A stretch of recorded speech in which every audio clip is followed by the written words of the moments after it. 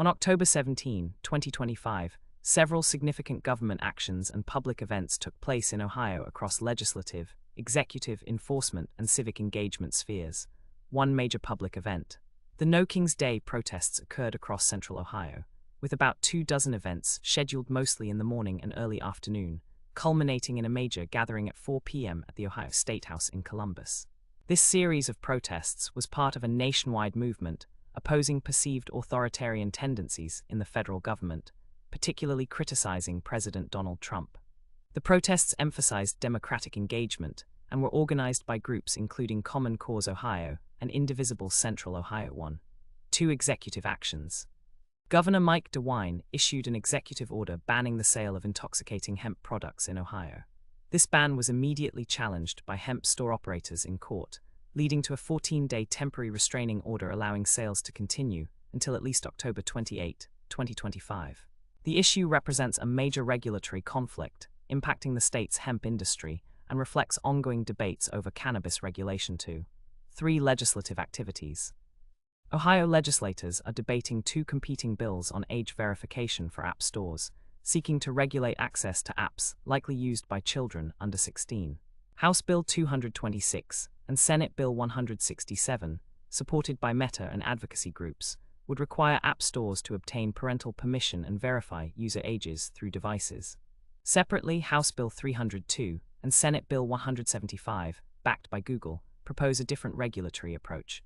These bills follow the striking down of a previous state law on parental permission for social media and gaming apps. 6.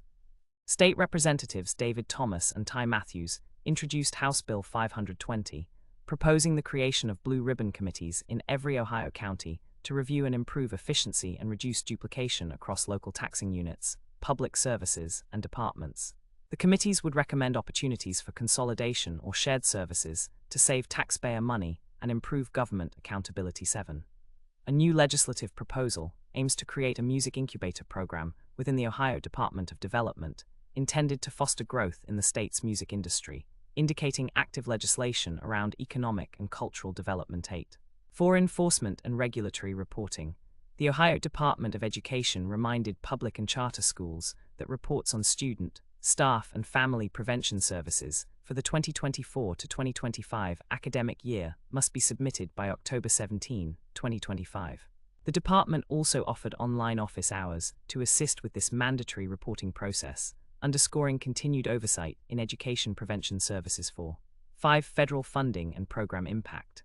Ohio is experiencing impacts from the ongoing federal government shutdown, which entered its 3rd week by October 17, 2025. This affected several federally funded programs such as SNAP benefits, with Ohio officials warning of possible processing delays. 7. Head Start programs in Ohio are at risk of closure without upcoming federal funds scheduled for November.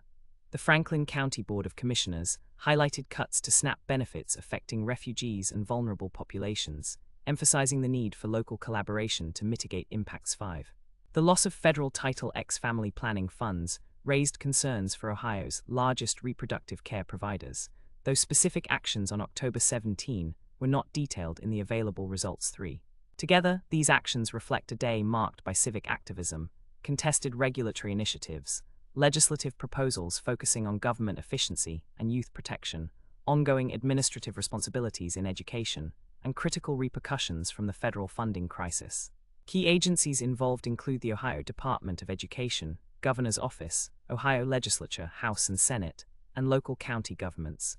Officials prominently involved include Governor Mike DeWine and State Representatives David Thomas and Ty Matthews. The date marks continued political and social dynamics in Ohio shaping policy and public discourse.